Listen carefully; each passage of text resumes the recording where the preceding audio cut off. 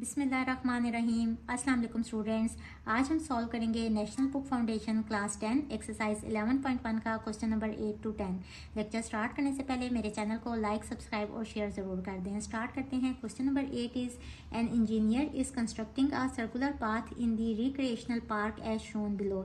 एक पार्क है जिसके बीच में इंजीनियर चाहता है कि वो एक सर्कुलर जॉगिंग ट्रैक बना ले। Suppose he wants to plant a pine tree in the centre of circular path. वो चाहते हैं कि इस सर्कुलर पाथ के बिल्कुल सेंटर में पाइन ट्री लगाए। How will he locate the centre of the path. वो इस सर्कुलर पाथ का सेंटर किस तरह से फाइंड करेगा।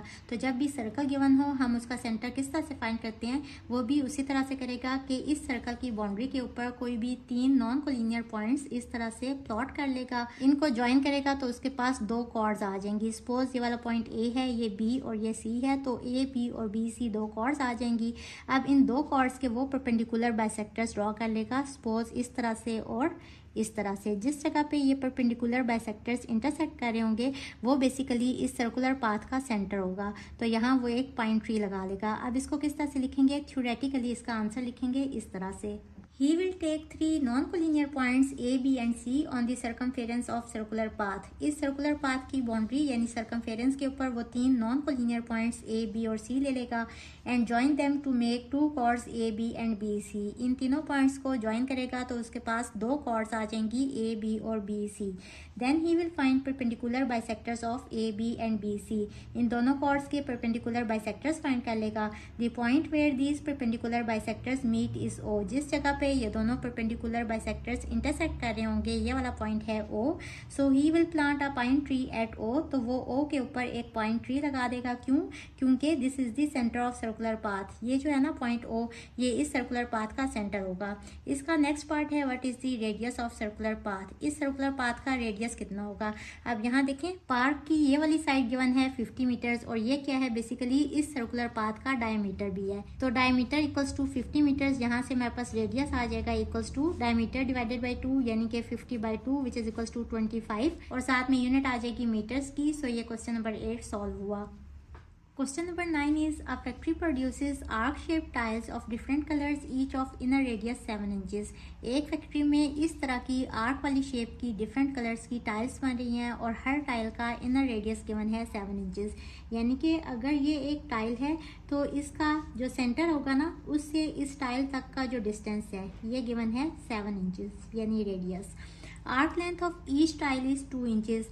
हर टाइल की जो आर्क लेंथ है यानी कि यहाँ से यहाँ तक डिस्टेंस ये वाला गिवन है इक्वल्स टू 2 इंचेस।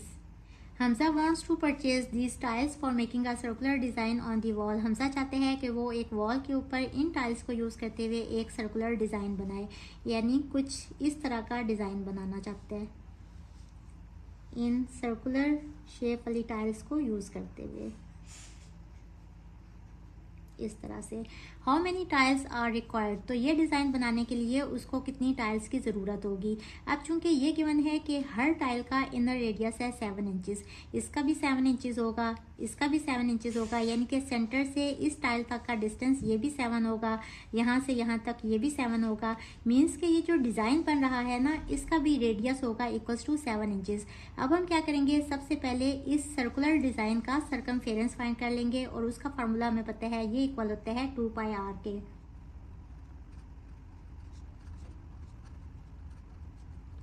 रेडियस है 7 तो इसका आंसर आ जाएगा इक्वल्स टू 14 पाई। अब हमें पता है कि यहाँ जितनी भी टाइल्स यूज होंगी उन सब की आर्क लेंथ कितनी है 2। ये भी 2 है, ये भी 2 है, ये भी 2 है। तो अगर हम इस सर्कुलर डिज़ाइन के सर्कमफेरेंस को डिवाइड कर दें 2 से तो हमारे पास आंसर आ जाएगा कि ये डिज़ाइन बनाने के लिए कितनी टाइल्स यूज होंगी।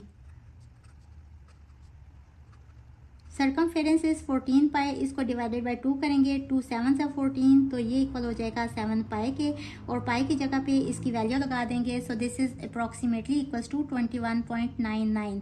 तो इतनी टाइल्स चाहिए होंगी। अब 0.99 तो कोई भी नहीं देगा ना, तो उसको कितनी टाइल्स चाहिए होंगी 22। So this is our answer. Question number 10 is in the figure a boat swing is shown. इस फिगर में एक बोट स्विंग कर रही है। Trace the circular path of swing during a complete round. अगर ये बोट एक राउंड कंप्लीट करे तो उस केस में हमने इस बोट का सर्कुलर पाथ ट्रेस करना है, यानी यहाँ भी हमने एक सर्कल ड्रॉ करना है। उसके लिए हमें उसका सेंटर चाहिए होगा। अब अगर आप गौर करें तो इस बोट का ये जो नीचे वाला हिस्सा है ये क्या है, एक आर्क है। तो हम किस तरह से सर्कल फाइंड करते हैं कि आर्क के ऊपर हम कोई भी 3 नॉन कोलिनियर पॉइंट्स लोकेट कर लेंगे। अब इनको ज्वाइन करके 2 कॉर्ड्स बना लेंगे। इस तरह से इस पॉइंट को ए, इसको बी और इसको सी का नाम दे लें। अब इन दोनों कॉर्ड्स के परपेंडिकुलर बाइसेक्टर्स ड्रॉ कर लेंगे। सबसे पहले ए बी का परपेंडिकुलर बाइसेक्टर ड्रॉ करने के लिए इसकी लेंथ से हाफ से ज़्यादा इस तरह से कंपास को ओपन करेंगे और 2 आर्क्स इस तरह से ड्रॉ करेंगे। इसके बाद ए पे रखते हुए 2 और आर्क्स ड्रॉ करेंगे जो पिछले वाली आर्क्स को कट करें। इस और इस पॉइंट को ज्वाइन करेंगे। ये परपेंडिकुलर बाइसेक्टर ड्रॉ हो गया ए बी का, इसको डी और ई का नाम दे लें। इसके बाद उसी तरह से बी सी का परपेंडिकुलर बाइसेक्टर ड्रॉ करने के लिए इसकी लेंथ से हाफ से ज़्यादा इस तरह से कंपास को अंदाज़न ओपन कर लेंगे और 2 आर्क्स मार्क करेंगे इस तरह से और इस तरह से। अब अगेन सी पे रखते हुए 2 और आर्क्स लगाएंगे जो पिछले वाली आर्क्स को कट करें इस तरह और इस तरह।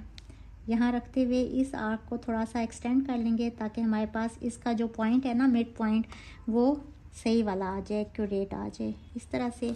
अब इसको भी ज्वाइन कर लेंगे तो ये हमारे पास परपेंडिकुलर बाइसेक्टर ड्रॉ हो जाएगा बी सी कॉर्ड का इस तरह से।